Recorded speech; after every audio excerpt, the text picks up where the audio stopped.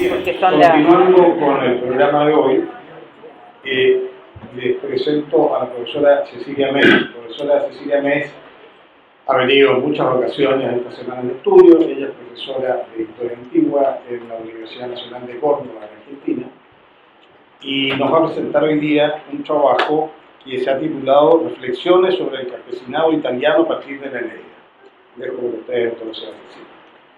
Bueno, yo en primer lugar les quiero decir que estoy muy contenta de estar nuevamente aquí. Estaba recordando que creo que la primera vez que vine fue en el 2000 y desde entonces hemos desarrollado una fructífera relación académica que ya se terminó mezclándose con lazos amistosos, productivos desde lo personal, desde el punto de vista del conocimiento también y del desarrollo de nuestras actividades en las respectivas universidades. Y por eso no quiero dejar de agradecerle a Raúl Bonocuore y felicitarlo por este emprendimiento, por mantenerlo. Y bueno, por supuesto, ¿no es cierto?, sabiendo lo que cuesta mantener en el tiempo de un modo consecuente estos eventos. Muchísimas gracias. Estoy nuevamente aquí y lo que he traído hoy es como un paso más del desarrollo de un proyecto de investigación que sobre precisamente memoria histórica y trabajo, digamos, de huellas de la historia en la Eneida de Virgilio, que es un trabajo que he comenzado ya hace bastante, que incluso ustedes ya han leído porque está publicado en parte en la Semana de Estudios Romanos. Se abrió esta beta, digamos, de trabajo sobre huellas históricas que publicamos, además de los que publicó Raúl, hemos publicado en Alemania, también en inglés, en una revista española, y continuamos. Y ahora este trabajo de hoy sobre el campesinado es como un paso más en esto que es estudiar, digamos, no el significado que tiene la obra de Virgilio para nosotros, sino qué le decía a sus propios contemporáneos. Sin lugar a dudas, una historia fáctica de la República Romana estaría jalonada de conflictos sobre la tierra, de guerras para obtener tierras, de leyes sobre la tierra y de distribuciones de tierra. La tierra fue en muchas ocasiones el móvil de la guerra y también la que sufrió sus consecuencias. De un modo sutil, Virgilio toma este tópico y trae a la memoria de sus contemporáneos una de las consecuencias de esta guerra, la leva indiscriminada de campesinos que deja los campos desolados, situación que en más de una ocasión tuvo lugar en la historia de Roma. A su vez, su acto de memoria es una advertencia sobre los políticos inescrupulosos que llevan a su pueblo a la guerra, obligando a los campesinos a convertirse en soldados. De este modo, el relato épico, la Eneida, rescata al campesino como protagonista anónimo de la historia de Roma. Pensemos que en una gesta heroica, los protagonistas son los héroes, no los campesinos. En este marco, el objetivo de mi trabajo es centrarnos en las menciones que aparecen en la Eneida de despoblamiento de los campos y analizarlas como acto de memoria, es decir, como formador de un horizonte de lectura para los contemporáneos de Virgilio, que sin duda hacen presente el pasado de las guerras a través de una de sus consecuencias más influyentes, que es la situación del campesinado italiano. Desde este lugar, entonces, nuestra mirada a la épica es nuestra mirada a una versión de la historia. En su Ars Poetica, Horacio presenta la poesía épica en los siguientes términos: res gestae regnumque ducumque et tristia bella. Dice, hechos de reyes y generales, a esto se dedica la poesía épica, y tristes guerras, tristia bella. Richard Hunter, analizando el género épico en Apolonia de Rodas, dice sobre este adjetivo tristia que es algo típicamente romano, que es el detalle público y como los romanos caracterizan el género. En el inicio del libro 7, la mitad iliádica de la Eneida, cuando comienzan las guerras, Virgilio abre las puertas de la épica guerrera, y así leemos en los versos 41 a 45, cuando le dice: tú, diva, adviérteme, y ahí anuncia el tema, que dice que va a ser hórrida vela. Estas guerras, que a su vez son horribles, que van a levantar, poner bajo armas a toda Hesperia, y habla de este orden mayor de cosas. Virgilio añade entonces la tragicidad. Las guerras no solo son tristes, sino que son horribles, en tanto género épico y efecto emotivo. Esta tragicidad con su hórrida vela nos está diciendo que las guerras que siguen a continuación influyen no solo en los generales y reyes, sino en toda Hesperia, la Italia que en la temporalidad de la Eneida es una diversidad de pueblos, pero que en el horizonte del lector es un conjunto de socios, de aliados, que emprenderán una verdadera guerra civil. Si en general la épica marcial latina buscó glorificar el Estado romano y posicionar sus líderes individuales como ejemplos para el futuro, Virgilio introdujo un modo trágico de hacerlo, un modo en el que las ambiguas consecuencias de la guerra pueden, o mejor, deben calificarse de hórrida. La guerra no es bella porque da general a los soldados. La guerra es triste y es horrible. Las guerras épicas no son solo fuente de fama y memoria, son también hechos tristes que generan tristezas en el receptor, pues en su horizonte de lectura no solo está la experiencia individual de la guerra, sino también el impacto público y social que las guerras pasadas produjeron, en especial la guerra social y la guerra civil, que tanto Virgilio como sus contemporáneos tenían tan presentes. Si se trata de nombres de reyes y generales que intervienen en la guerra, podemos partir de uno con plenas características negativas: Mecencio, un etrusco representante al fin de una etnia importante, no solo en el poema, sino en la sociedad contemporánea de Virgilio. Frente a los etruscos que apoyan a Eneas, está Mecencio, paradigma de la tiranía política en el poema. A la configuración de este personaje, a partir de una serie de imaginarios en los que domina la violencia y la superbia, se añade una nota poco comentada que aparece en el verso 8 del libro 8. Dice: Mecencio, junto a Mesapo y Ufente, latos bastan cultóribos agros.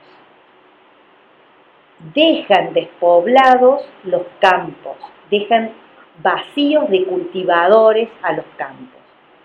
Esta idea de dejar despoblado el campo a causa de la guerra implica sin duda una reminiscencia de una situación reiterada de los campos italianos en contexto de la guerra itálica, la guerra social y la guerra civil, y se presenta en realidad como un efecto político indeseado de las acciones de este tirano Mecencio y de otros reyes.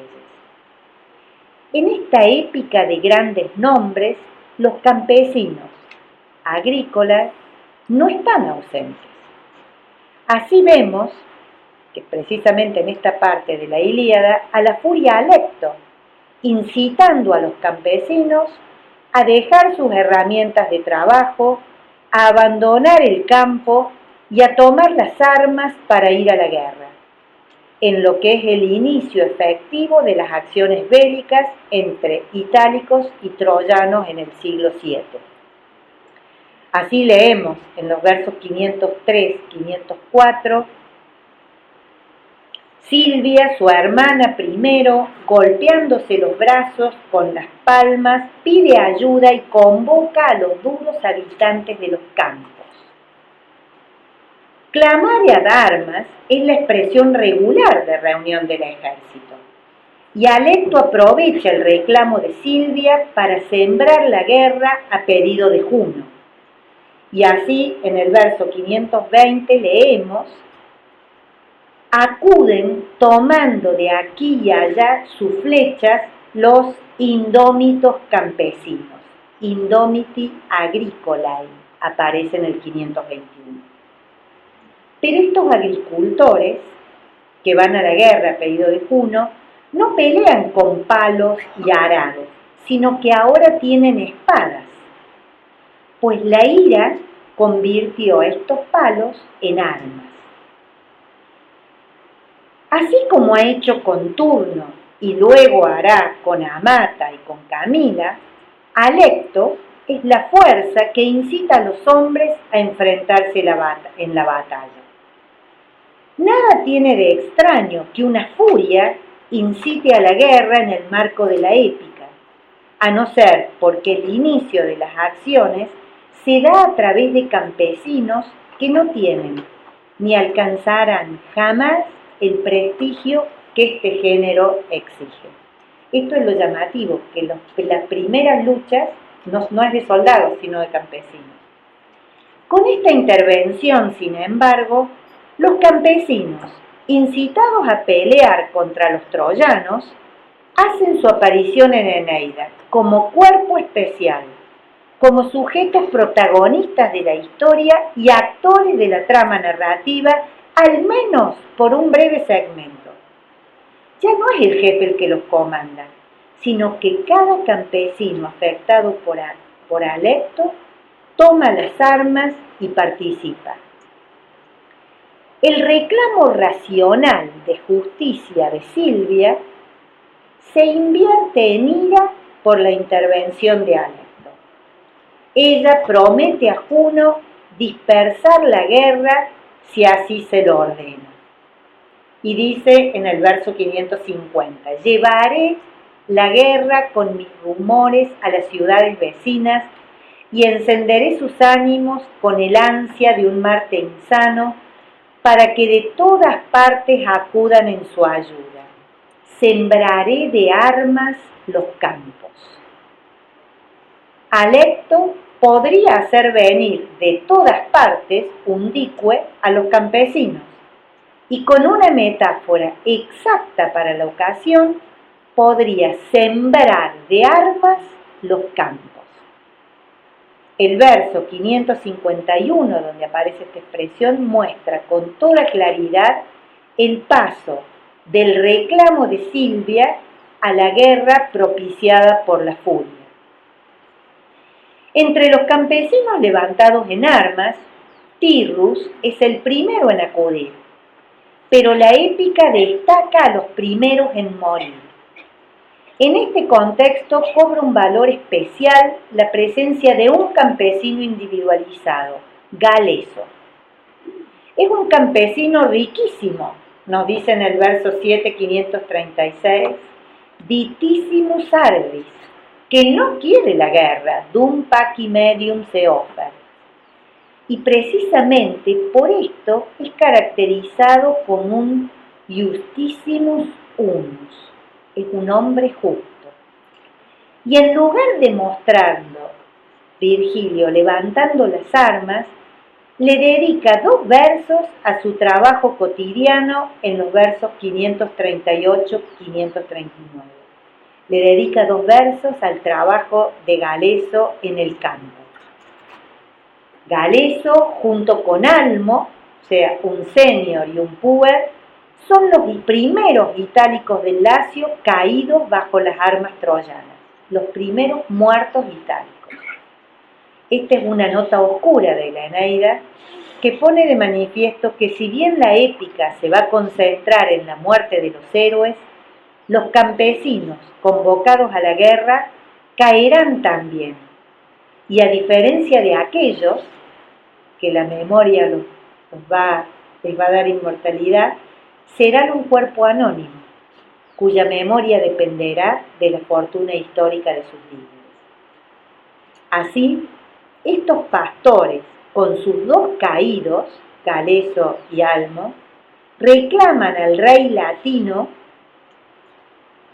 y le dicen: corre a la ciudad todo el número de los pastores desde el frente y muertos, llevan al joven Almón y el cuerpo ensangrentado del Galeso e imploran a los dioses y reclaman el testimonio de Latino. Los primeros muertos son llevados en armas. La mención de Galeso y Almón salva al grupo de campesinos compuesto por individualidades que podrían destacarse por su virtud y responder al llamado de la tierra. Galeso es el campesino virgiliano de Geórgicas. El marco de la épica excluye a estos campesinos como protagonistas de la acción. La épica necesita otros protagonistas.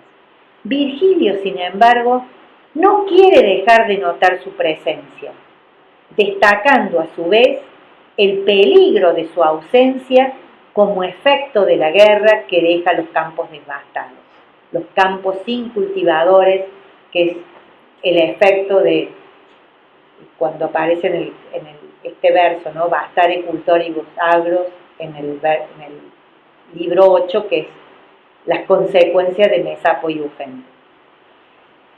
No podemos pasar a otro punto sin mencionar que, antes de lo esperado, se cumple la maldición de Dido, que reclamaba por aquel Aníbal destructor de los campos itálicos. En el libro 4, 625, 627 decía: surge vengador de mis huesos, que persigue con el fuego y el hierro a los colonos dardanios, ahora después, cuando sea que se den las fuerzas. El lector romano contemporáneo de Virgilio reconoce el horror de las guerras de Aníbal, una de cuyas consecuencias más lamentables fue la destrucción del campo italiano. En términos lineales, los colonos dardanios son los troyanos establecidos en Italia y asimilados a las etnias locales. Pero como dijimos al comienzo, la perspectiva virgiliana del enfrentamiento de estos pueblos como guerra civil, social, opera sobre el lector, que puede colocar en el plano las consecuencias de las guerras itálicas con la de las guerras de Aníbal. El reclamo de los campesinos frente a las puertas del rey latino, volvemos ahora a la Eneida, llevando en andas estos dos cadáveres, y la llegada de Turno indica la cesión del protagonismo de la guerra. A partir de aquí es asunto de reyes y de conductores, de generales, y el catálogo de los héroes itálicos es el recurso épico para concentrarse en ellos. Ahora empieza lo que corresponde realmente al género. De manera que este primer enfrentamiento de pastores con troyanos no es estrictamente épico, pues faltan los grandes nombres. Muestra, en cambio, un proceso decisivo para la historia de Italia. Con los campesinos en guerra, el campo se vacía y las herramientas se cambian por espadas. Una consecuencia que Virgilio, como poeta épico, no desatiende. El catálogo de las fuerzas itálicas del libro 7 se abre con Mecencio. Así leemos: primero da inicio a la guerra procedente de las costas tirrenas el áspero despreciador de los dioses, Mecencio, y arma sus tropas. A su lado Lauso, su hijo, más gallardo que el cual no hubo otro si no contamos al laurente Turno. Mecencio es ásper como la guerra misma, por ello es el que inicia el catálogo y la guerra. Como etrusco exiliado, no es respaldado por un pueblo, sino por quienes lo siguen en el exilio. Junto a él está su hijo Lauso, que conduce un contingente numeroso de hombres y que responde al imperium de su padre. Está claro que no son una y la misma persona. Los adjetivos que Virgilio dedica a Lauso, el hijo de Mecencio, son épicos y virtuosos: Domitor, Velator, Dignus, Laetior, y responde mejor que Mecencio al programa del catálogo que enunciará los reyes y sus seguidores, que precisamente dice: ¿qué reyes movidos por la guerra, qué séquito acompaña a cada uno? La figura de Mecencio responde a la primera mitad del hexámetro, pero carece de la segunda mitad.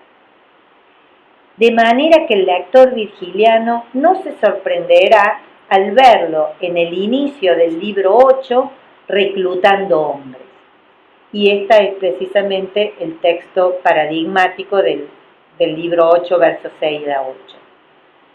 Cuando dice: primero los caudillos Mesapo y Ufente y Mecencio, despreciador de los dioses, el mismo epíteto, de todas partes reúnen ayuda y dejan los dilatados campos sin cultivadores, despoblan los campos.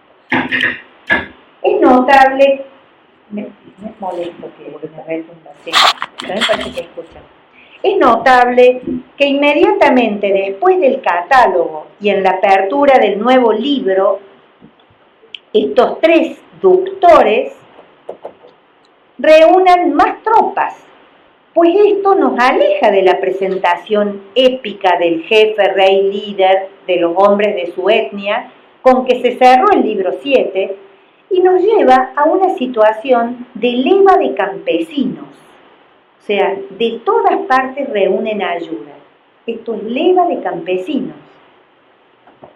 No corresponde tampoco al género épico. La expresión cogere auxilia pertenece al léxico de la leva militar. Virgilio nos dice que además de los hombres que acompañan a cada jefe, el séquito de cada rey, estos tres se encargan de reclutar más hombres que son los campesinos del centro de Italia, undique, de todas partes, sin discriminación de origen étnico. Y el punto que nos interesa remarcar es que, como conclusión, el poeta subraya el vaciamiento de los campos. Es cierto que la guerra que enfrentan es grande y precisan de todas las fuerzas posibles, pero dos cuestiones deben ser consideradas. Por una parte, la norma épica, como ya señalamos, no incluye en las huestes a todos.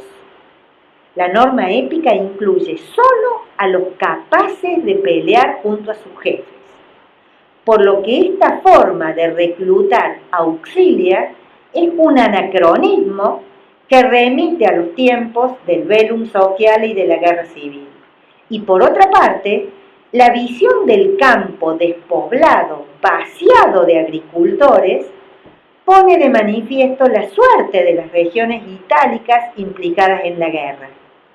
La eventual derrota significa dejar vacías extensiones de campo que nuevamente, en términos anacrónicos, serán redistribuidos entre los veteranos vencedores de las nuevas guerras. La elección de los tres jefes encargados de esta leva indiscriminada puede deberse al alcance geográfico que su mando connota. Sin embargo, Mecencio es el único de los tres que no puede imponer la leva a ningún campesino de territorios bajo su poder, ya que él ha sido expulsado por sus conciudadanos de Agila y literalmente no es rey de ningún pueblo. A la economía de la segunda parte de la Eneida, como hemos visto, en la economía de la segunda parte de la Eneida, Alecto juega un papel central en la génesis de los enfrentamientos entre troyanos e itálicos. La furia indujo a los campesinos a convertirse en soldados mediante la ira y cambió sus herramientas de trabajo por espadas. Mencionamos antes la intención de Alecto de expandir la guerra, pero Juno se lo prohíbe.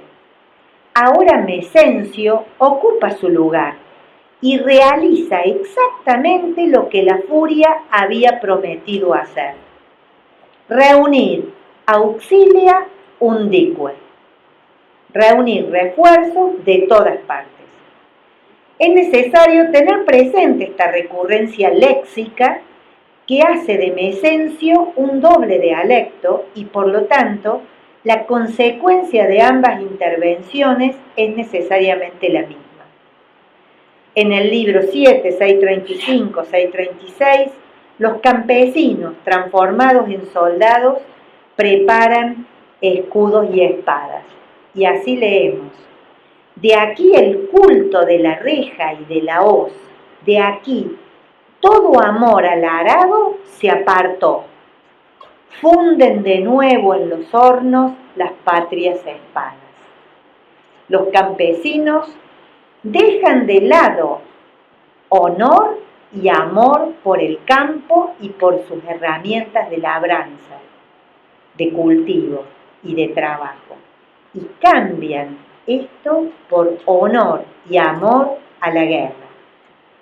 La imagen de cambiar a arado y hoz por armas es una de las más tradicionales a la hora de hablar de la guerra civil, y en el caso de las geórgicas, al final del libro 2, el campesino dedicado al trabajo de campo es el que contrasta con el que forja espadas, imagen que resume la contraposición entre los reinos de Saturno y Júpiter. Pero además, este campesino, dedicado exclusivamente al trabajo de campo, que aparece en Geórgicas, es el que le dio la grandeza a Roma, Etruria y Sabina. Y así leemos en Geórgicas 2, 532-535. Esta vida practicaron en otro tiempo los antiguos sabinos, esta Remo y su hermano.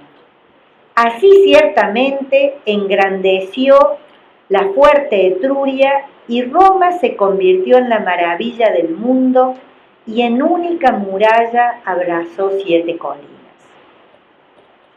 Precisamente la idea de una leva general que despuebla campos es la imagen contraria, la imagen de la decadencia que Mecencio provoca y quizás no alcanza a prever en el texto. Este mensaje virgiliano sin duda fue muy notado por su público contemporáneo. Y el hecho de que Mecencio sea un jefe que saca a todo el campesinado del campo no puede separarse de las acciones que él mismo como tirano de Agila lleva a cabo, según narra Evandro a Eneas en el libro 8, cuando le dice: luego que floreció durante muchos años, un rey soberbio mandó y armas crueles tuvo, Mecencio. ¿A qué recordar los crímenes infandos? ¿A qué las salvajes hazañas de un tirano? Estas son las palabras de Evandro hablando de Mecencio. La figura de Mecencio entonces vira hacia un concepto romano de tiranía, asociado al rey cruel y soberbio, que se repetirá en la figura de otro etrusco, Metabo, en el libro 9, y en el escudo de Eneas deberemos relacionarlo con Porcena y su intento de restauración de los tarquinios en Roma. El término facta, hechos horribles, podría posicionar a Mecencio en el campo épico, pero la determinación tirani y el adjetivo éfera lo acercan más a la violencia y a la superbia de otros tiranos o de monstruos como Caco y en especial a la furia Alecto. Cada uno de estos elementos dispuestos en el catálogo y en el relato de Evandro son conjugados y activados por el lector en aquellos momentos en los que Mecencio tiene protagonismo. Es así que de esta leva indiscriminada no puede esperarse nada más que una consecuencia negativa. En el libro 11, el rey latino propone pactar la paz con los troyanos en vista de las derrotas que los itálicos están padeciendo. Turno, obviamente, se opone. Y en este contexto, Drances realiza un duro parlamento en contra de Turno, en contra del líder Rútulo. Y más allá de las dobleces del discurso de Drances, intenta minar el liderazgo de Turno con una serie de argumentos, y entre estos argumentos lo notable es que aparece el despoblamiento de los campos. Precisamente en el libro 11, 364-367. Dice Drances: yo, el primero a quien te imaginas tu enemigo, y nada me preocupa si lo sois, aquí vengo a suplicarte. Compadécete de los tuyos, le dice a Turno. Depón de tu actitud, y derrotado vete. Agotados hemos visto ya demasiadas muertes, y hemos despoblado grandes campos. Así termina el discurso. Hemos visto demasiadas muertes y hemos despoblado grandes campos. Desolavimus agros. Igual que antes, desolavimus.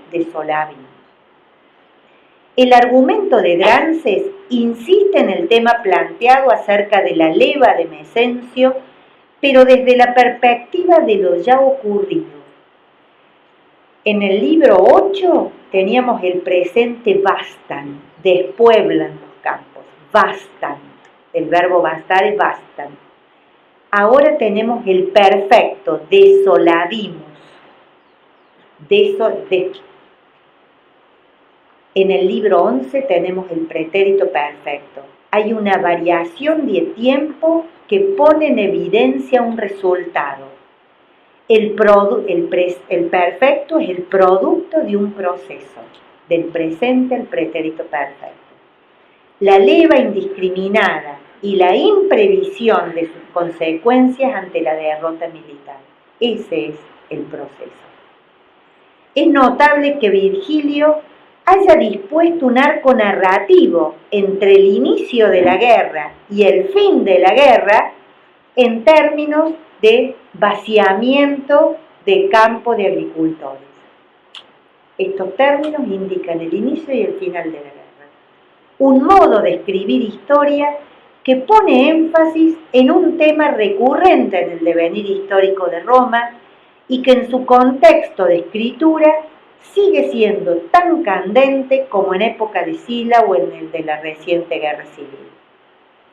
En efecto, las muertes de los soldados campesinos han dejado grandes extensiones de campos desoladas y más allá del resultado final de la guerra, el problema está instalado con fuertes resonancias prolépticas e impactantes para el lector contemporáneo de Neira.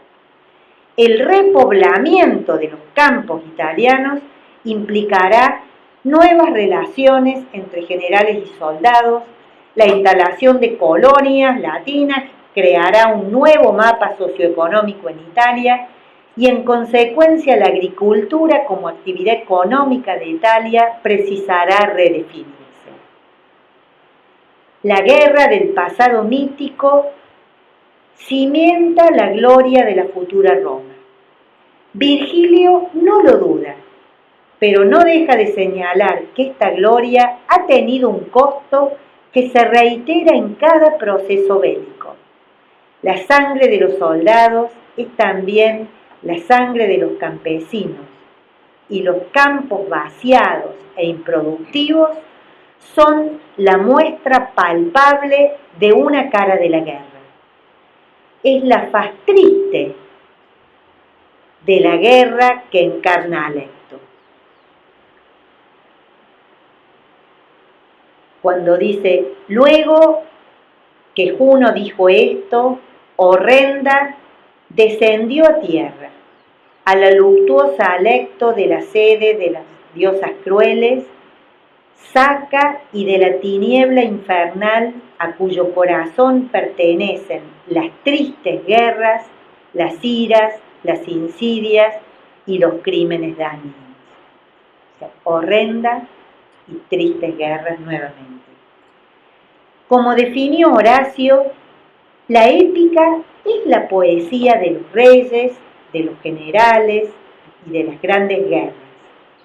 Pero cuando esta épica se enlaza con la historia y se erige como el modo más punzante de escribirla, las acciones de grandes hombres de la épica y la historia tienen consecuencias en todo el pueblo de Italia. Una de esas consecuencias es el vaciamiento de los campos, una comprobación de que las guerras son poéticamente tristes y su memoria histórica es hórrida y áspera. Y así entendemos qué quiso decir Horacio cuando hablaba de la épica romana. Muchas gracias.